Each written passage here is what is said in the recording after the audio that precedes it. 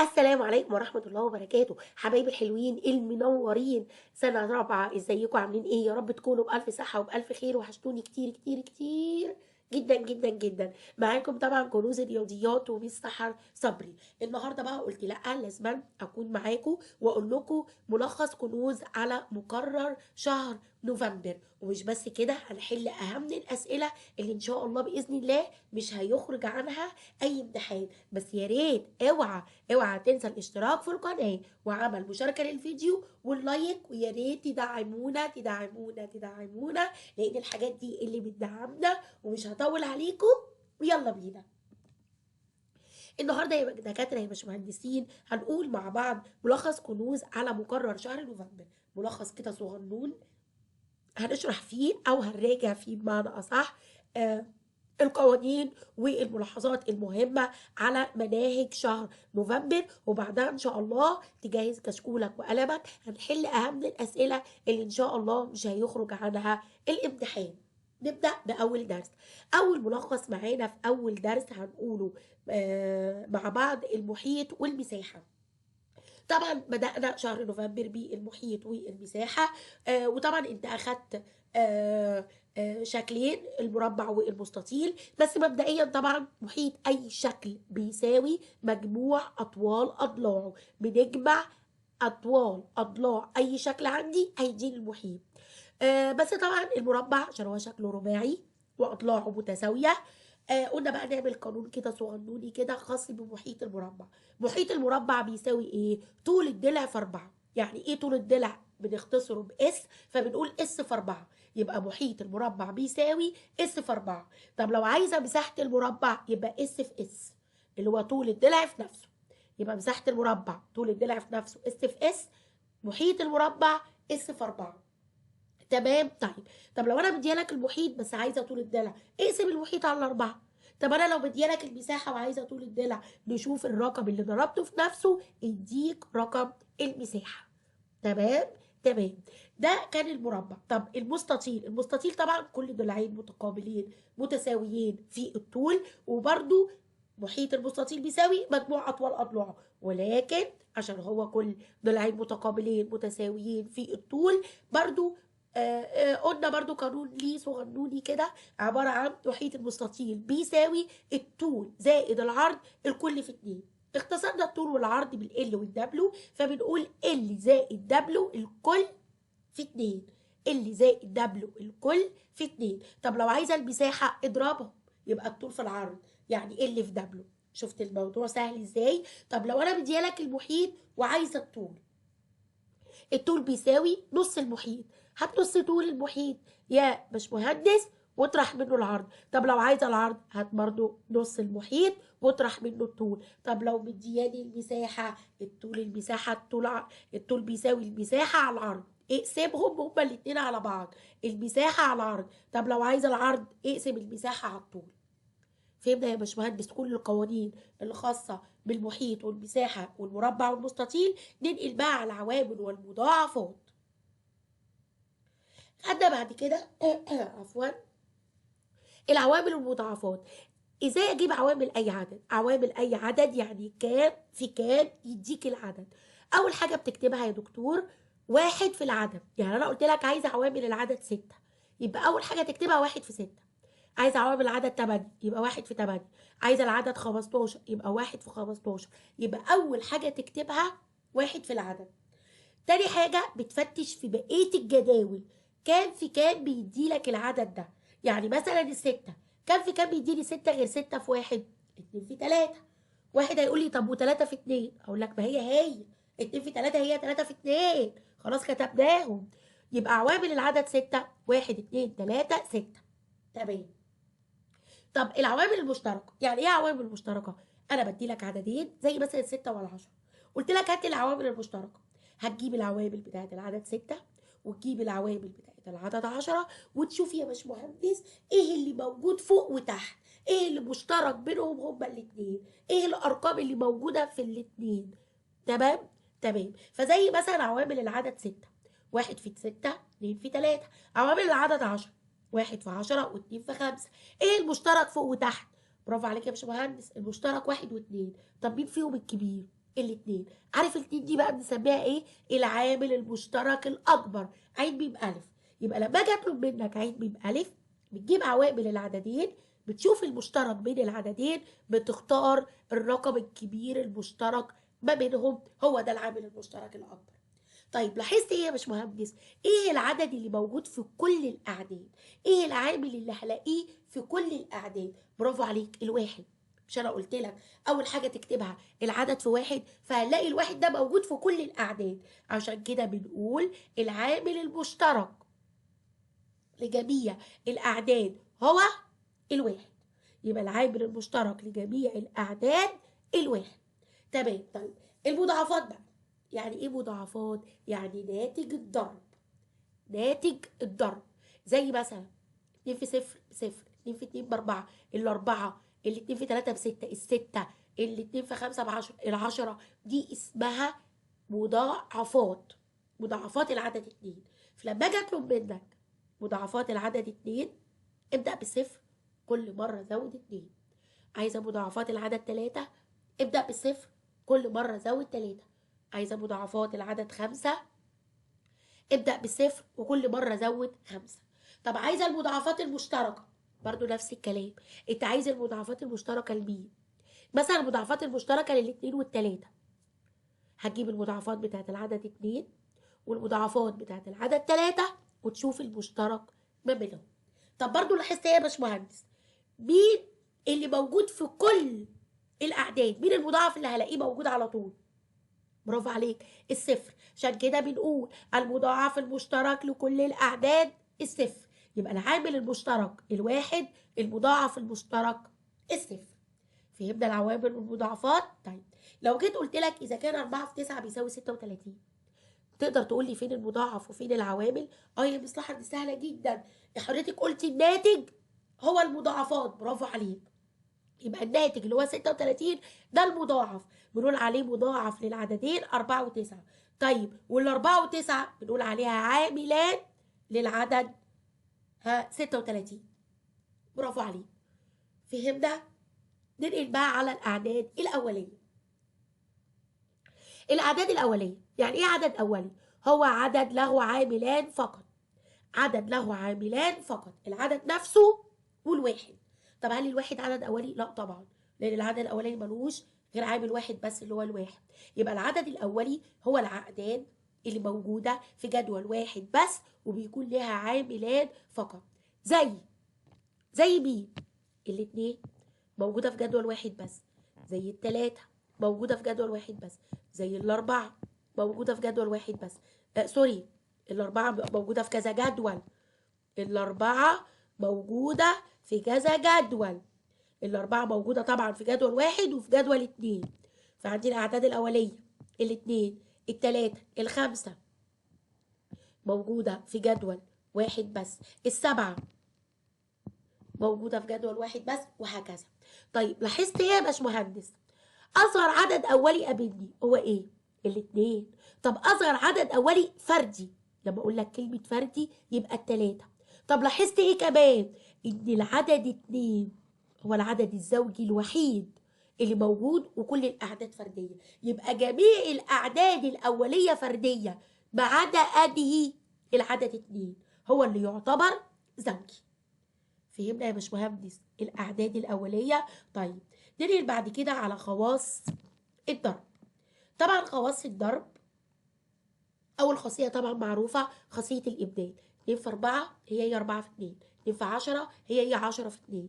فطبعا أول خاصية خاصية الإبدال اللي أنا ينفع أبدل. تاني خاصية اللي هي الدمج، ودي بستخدمها في الأقواس لما يبقى عندي أقواس، أما يبقى عندي 3 أرقام أو 4 أرقام بستخدم خاصية الدمج بعرفها من الأقواس. تالت خاصية العنصر المحايد الضربي اللي هو الواحد.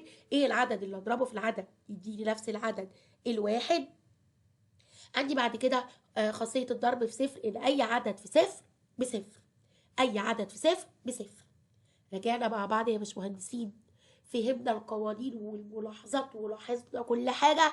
جهز كشكولك وقلمك، جاهز؟ يلا بينا ناخد مراجعة كنوز على شهر نوفمبر. نبدأ بسم الله. أول سؤال بيقول لي أكمل ما يلي. أصغر عدد أولي ها يا باشمهندسين يلا. اصغر عدد اولي هو ايه؟ برافو عليك، اصغر عدد اولي هو الاتنين. يبقى اصغر عدد اولي الاتنين. تمام. السؤال اللي بعده بيقول لي محيط المستطيل بيساوي. برافو عليك يا باشمهندس، مين فاكر محيط المستطيل؟ ده بيصح اللي لسه قايلاه. نفتح قوسين نقول ال زائد دبليو، نقفل قوس نقول في 2 اللي زائد دبليو في 2. طب مساحة المستطيل، برافو عليك، اللي في دبليو. مساحة المستطيل اللي في دبليو، لكن محيط المستطيل اجمع العددين واضرب في 2. برافو. طيب اللي بعده العنصر المحايد الضربي هو ايه؟ بيساوي ايه؟ برافو عليك، الواحد.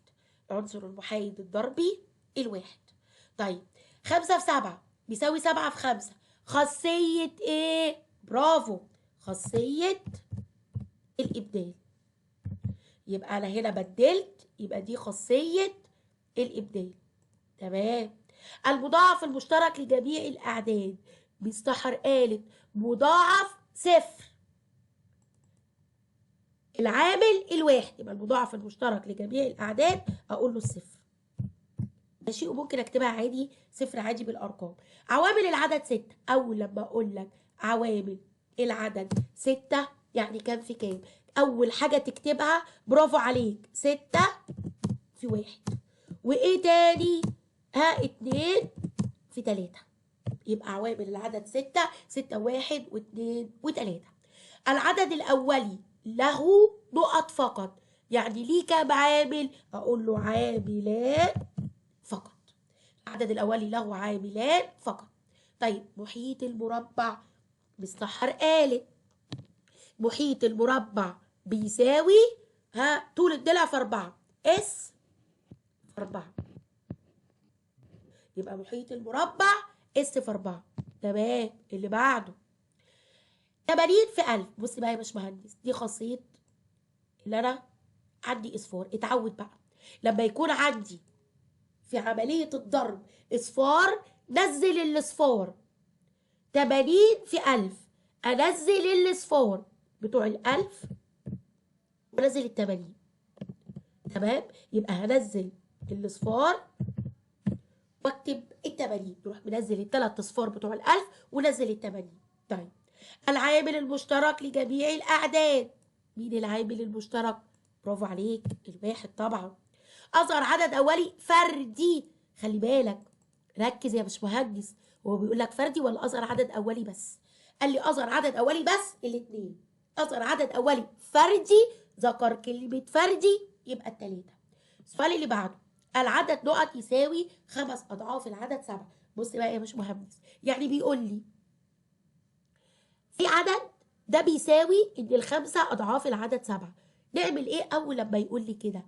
اول لما يقول لك كده يا باشمهندس اضرب العددين في بعض.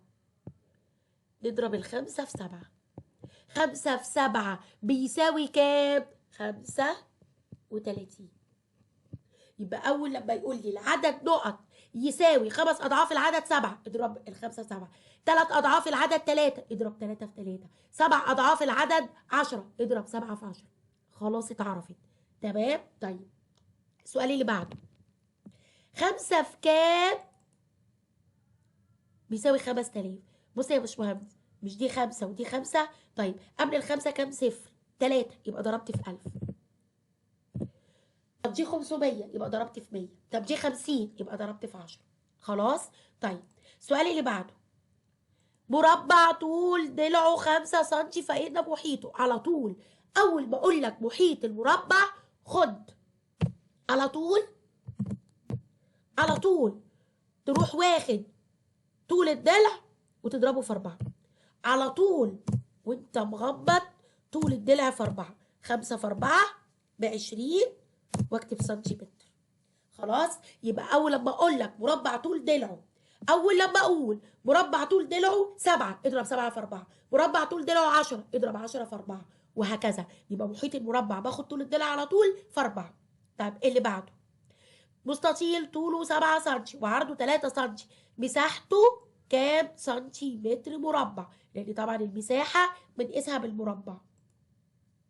اول لما اقول لك مساحة مستطيل اضرب العددين في بعض. اول لما اقول لك مساحة مستطيل اضرب العددين في بعض. 7 في 3 21. تمام. اللي بعدها مربع محيطه 24 سم، فإن مساحة. ركز، هو عايز مساحة المربع. مساحة المربع بتساوي ايه؟ طول الضلع في نفسه. طب فين طول الضلع؟ طول الضلع مش عندي. فأول حاجة تجيبها يا باشمهندس طول الضلع. أول حاجة نجيبها طول الضلع.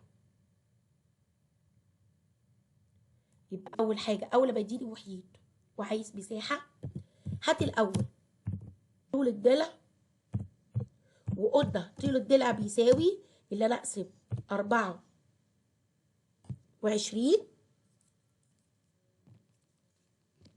اقسم 24 على الأربعة. 24 على الأربعة فيها الستة، تاخد الستة دي تضربها في نفسها يديك 36 سنتيمتر مربع. فهمنا عملنا ايه؟ يبقى أول لما اديلك مربع محيطه واكون عايزة المساحة، هتطول الضلع الأول إن أنا أقسم الرقم على الأربعة واللي يطلع أضربه في نفسه. سهلة جدا. طيب 7 أمثال العدد 6. قلت لك أول لما أقول لك 7 أضعاف 5 أضعاف أمثال، كلمة أمثال هي أضعاف. اضرب العددين في بعض على طول وأنت مغمض. ولازم نكون حافظين جدول الضرب يا باشمهندسين. 7 في 6 ب 42. طب اللي بعدها 5 زائد 5 زائد 5 زائد 5 بيساوي كام في كام؟ ده رقم كام؟ 5. نكتب 5 في عددهم. أنا عندي كام واحدة؟ 1 2 3 4 5. يبقى 5 في 5. الموضوع والله سهل ولا في أي مشكلة. طيب إيه اللي بعده؟ عدد عوامل العدد 20. خلي بالك هو عايز عددهم. طيب كام في كام بيديني 20 يا باشمهندس؟ الأول نشوف كام في كام بيديك 20.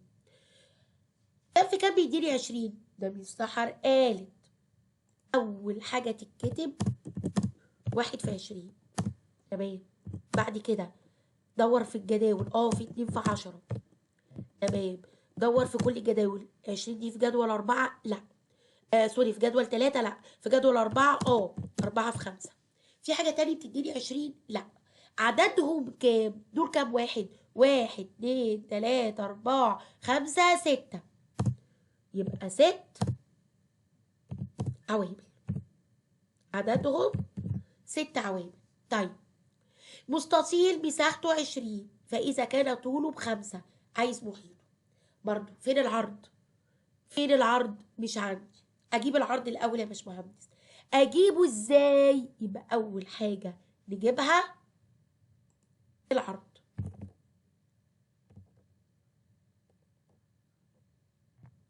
العرض العرض بيساوي 20 بقسم المساحة على الطول. نقسم المساحة على الطول. 20 على 4 فيها 5. 20 على 4 فيها 5. كده أنا جبت مين؟ العرض. أجيب بقى المحيط. محيط المستطيل بيساوي إيه يا باشمهندس أنت وهو؟ برافو عليك. أروح قايله له يبقى المحيط هيساوي اللي زائد دبله في 2. نفتح قوس أقول له طبعا 20 على 5 معلش 20 على 5 فيها 4. ماشي. 20 بقسم المساحة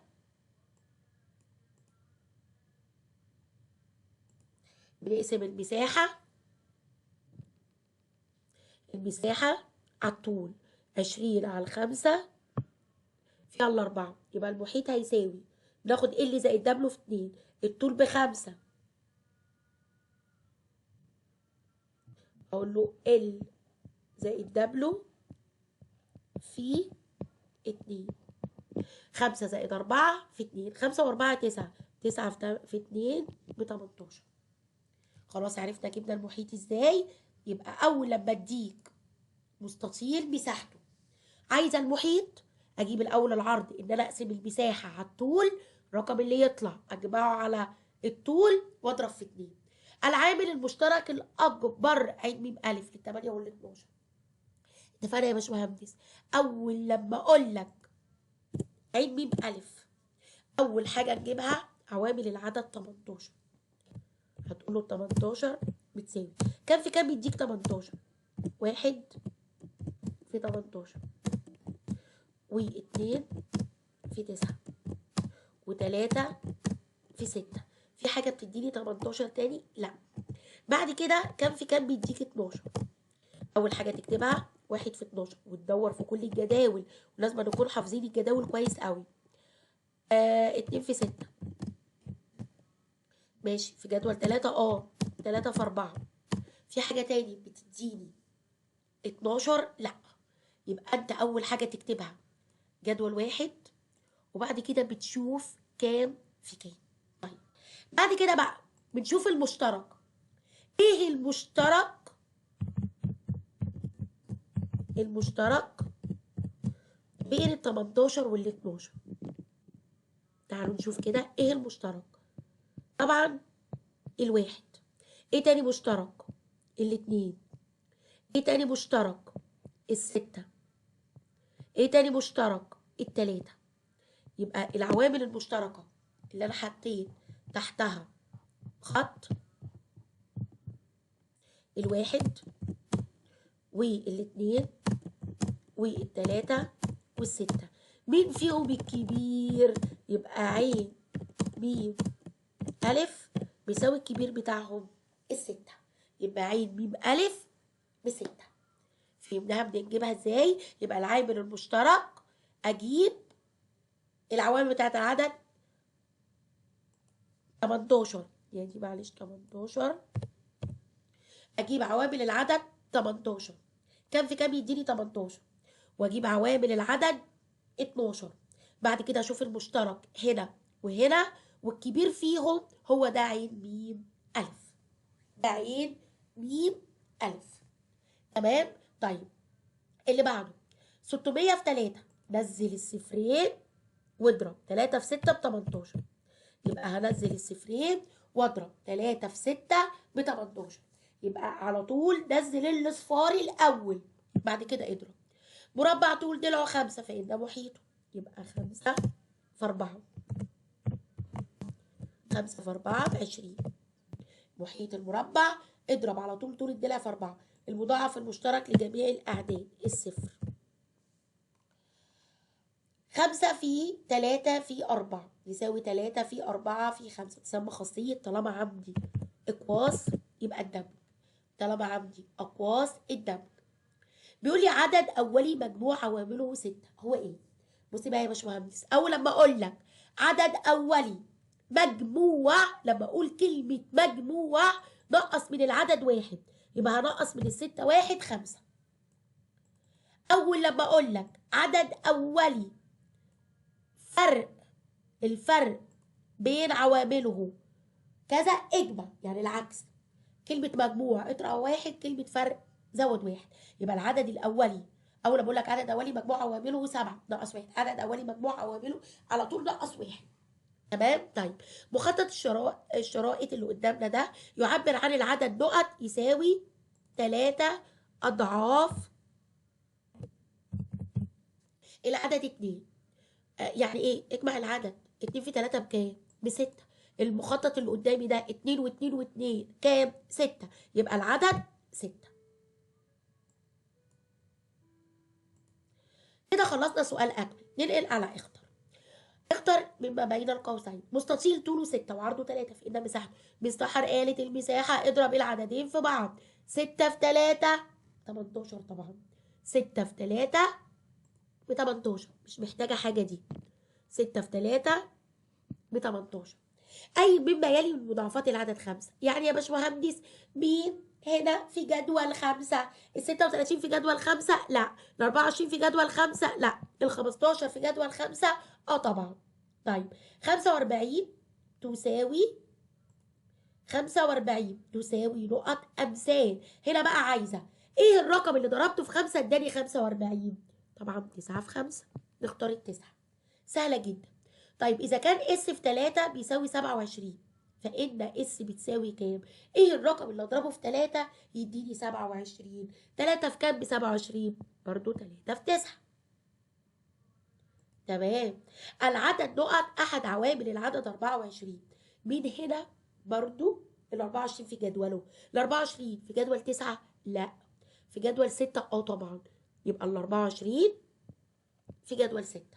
اي مما يلي عدد اولي، مين في دول عدد اولي؟ 15 لا طبعا موجوده في كذا جدول. الواحد قلنا طبعا الواحد مش اولي. ال 17 17 مش موجوده غير في جدول واحد بس، يبقى ال 17. مستطيل طوله ال وعرضه دبلو، فإن محيط المستطيل بيساوي يا مش مهندسين ال زائد دبلو في 2. الموضوع سهل جدا. مربع مساحته 16، فإن محيطه. اتفقنا أول لما اديك المساحة تسأل المربع 16 دي كام في كام يديك 16؟ 4. يبقى الطول الضلع ب4. طب المحيط بيساوي ايه؟ 4 في 4 ب 16. يبقى المربع دي هنقسم 16 عشان ما تنساهاش، 16 على 4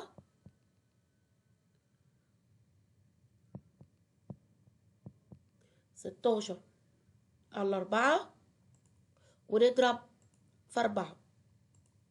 16 على 4 بتساوي 4، بعدين ارجع اضرب 4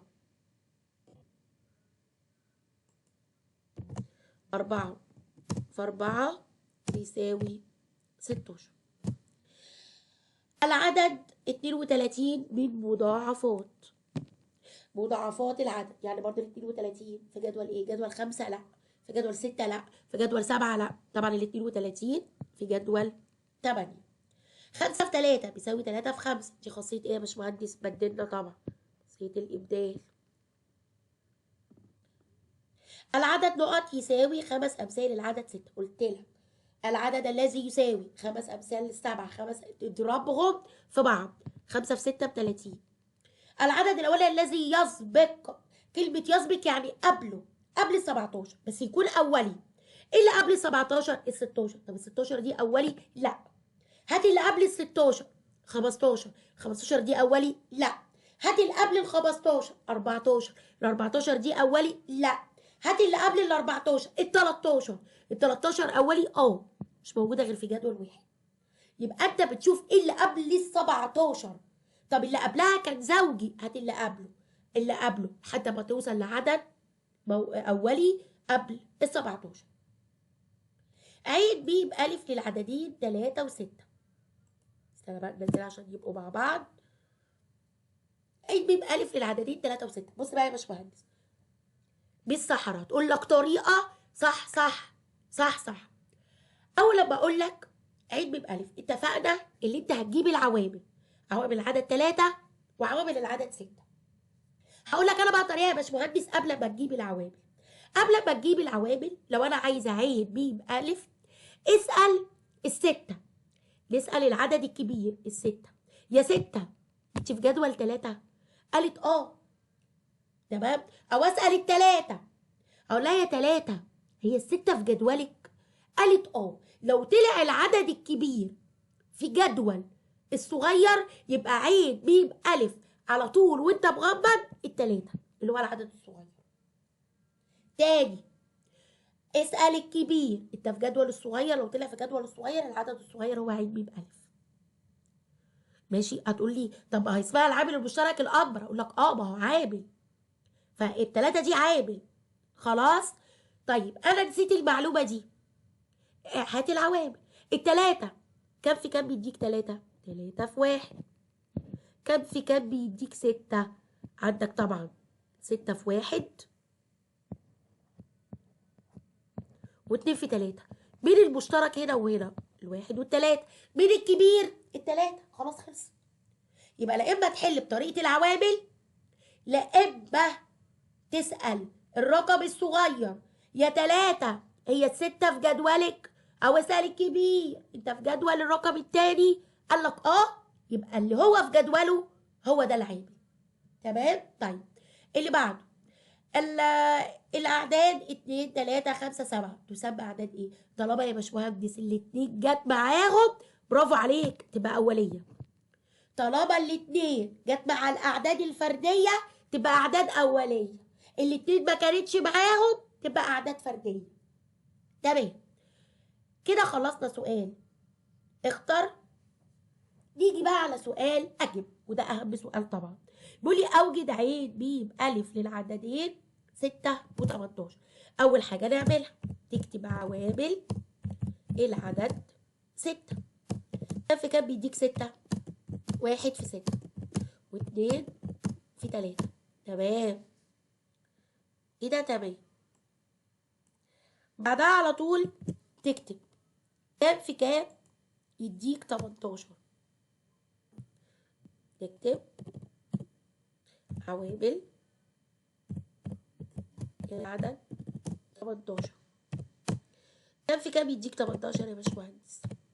1 في 18 2 في 9 3 في 6. برافو. نكتب بعد كده العوامل المشتركة. العوامل المشتركة ماشي. بعد كده مين المشترك؟ ممكن تحط خط، مش يعني ممكن عادي نعمل خط. ايه المشترك او ايه اللي موجود فوق وتحت؟ ايه اللي موجود فوق وتحت؟ والله اللي موجود الواحد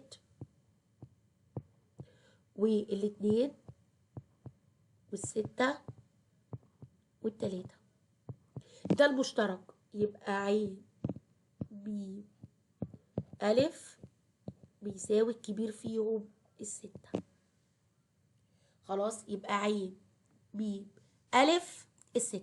يبقى أنا هجيب تاني يا باشمهندسين، هتجيب العوامل بتاعة العدد 6 وتجيب العوامل بتاعة العدد 18. حط خط تحت اللي موجود فوق وتحت واختار الكبير. تمام. تمام. اللي بعده حجرة مربعة الشكل طول أحد أضلاعها 5 سم، فما مساحة أرضية الحجرة بالمتر مربع. اتفقنا. مربع. ها يا باشمهندس، مساحة المربع بتساوي ايه؟ تقول له لازم بقى هنا تكتب قوانين. عود نفسك سؤال أجب إجابتك تبقى نموذجية، إجابة نموذجية. تكتب القانون وتطبق.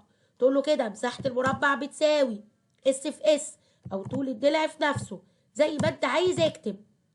خلاص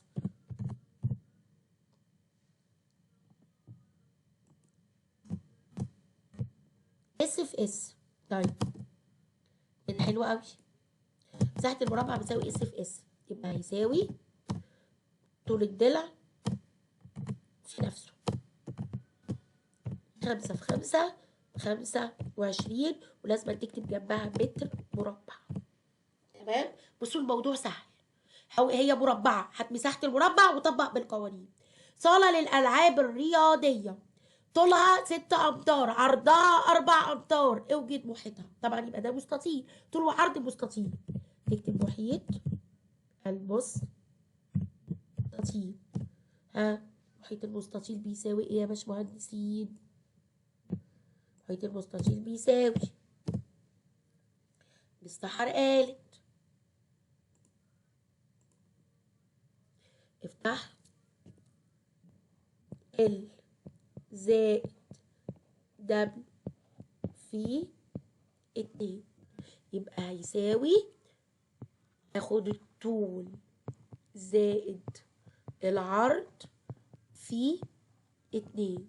6 و4 10، 10 في 2 ب20. بس الموضوع سهل والله. اجمع العددين واضرب في 2. خلاص تمام. الدنيا زي الفل. ننقل على اللي بعده. اكتب مضاعفات العدد 10 مضاعفات من العدد 5. اول لما اقول لك مضاعفات العدد 5 يا باشمهندس. ابدأ بالصفر، كل مرة زود 5. حافظ جدول 5، قول النواتج بتاع الجدول 5 براحتك خالص. هو عايز 10 مضاعفات، نقول الصفر 5 10، كل مرة زود 5 15 20 25 30 كده بقوا كام؟ 1 2 3 4 5 6 7 8 9 10. خلاص بدأنا بالصفر وكل مرة زودنا 5. تمام. اللي بعده، أكل أيمن 7 ثمرات من التين في الصباح، وأكل شقيقه الأكبر 3 أضعاف هذا العدد. ما عدد ثمرات التين التي أكلها شقيقه؟ سهلة يا جماعة، هو أكل 4، أخوه أكل 3 أضعاف، يبقى خلاص 4 في 3، 4 في 3 ب 12 ثمرة، أكل 12 ثمرة. طيب اكتب عوامل العدد 14. كان في كام يديك 14؟ خلاص اتعرفت بقى. اول حاجه تتكتب 1 في 14. الف في باقي الجداول. جدول 2 في 2 في 7. في حاجه تانية بتديك 14؟ لا. اكتب معادله تعبر عن عدد ما يساوي 4 امثال العدد 6 ثم اوجد قيمه المجهول. المعادله سهله جدا يا جماعه. بصوا بقى، المعادله دي انت بيبقى عندك حاجه في حاجه بتساوي حاجه، حاجه في حاجه بتساوي حاجه. انت بتشوف ايه الاعداد اللي عندك والاعداد العدد اللي مش عندك، بنعمل بداله حرف. يعني انا دلوقتي كلمه 4 امثال العدد 6، يعني انا بضرب، قايله لك على طول هتضرب 4 في 6. ماشي على طول. 4 في 6 بيساوي، هو بيقول لي اكتب معادله تعبر عن عدد ما. ايه هو العدد؟ معرفوش، ارمز له باي رمز، A B C، اي حرف، اي حرف من اللغه الانجليزيه. يبقى المعادله 4 في 6 بتساوي ايه؟ راح قايل له كده بقى، يبقى قيمه المجهول هتساوي 4 في 6 بكام؟ ب 24. خلصت. والله الموضوع سهل. هو عايز منكم حفظ جداول. احفظ الجدول يا باشمهندس، احفظ الجدول. اللي بعده، مستطيل طوله 6 امتار وعرضه 3 امتار، اوجد محيط. برضه محيط المستطيل هسيبها لك انت بقى تحلها. محيط المستطيل بيساوي ايه؟ الطول زائد العرض في 2. اكتب القانون وحل انت بقى يا باشمهندس. واوجد العامل المشترك، برضه هسيبها لك اهو عشان حل انت بقى يا باشمهندس. رقم 8 و9. بطل كسل. ماشي، بطل، هكتبها لكم. لا مش بطل واحد، بطلوا كسل. يلا حلوا بقى كده، واحفظ اهم حاجه الجدول. اهم حاجه الجدول، الجدول. خلاص. وان شاء الله هعمل لكم فيديوهات على الجداول عشان ابسط عليكم الموضوع. كده انتهت الاسئله مع اطيب الامنيات بالنجاح والتوفيق ان شاء الله. كان معاكم طبعا بيستحر صبري. يا ريت يا ريت يا ريت يا ريت يا ريت تدعموني، ويا ريت بجد عايزه دعوه حلوه، لان انا كنت تعبانه الفتره اللي فاتت دي. عشان كده قعدت فتره طويله جدا ما اعملش فيديوهات، بس ان شاء الله يا رب يا مسهل ازود الفيديوهات الفتره الجايه. يا ريت ما ننساش الاشتراك في القناه، ويا ريت نحفظ الجدول كويس قوي قوي قوي قوي قوي. ويا ريت برضو هتلاقي على جروب كنوز الرياضيات مستحر صبري الاسئله دي مش محلوله، عشان تنزلها انت تاني وتحلها تاني لوحدك، وبعد كده تتأكد من اجابتك. كان معاكم طبعا مستحر صبري. باي باي ومع السلامة. اشوفكم يا رب بكل خير. باي باي.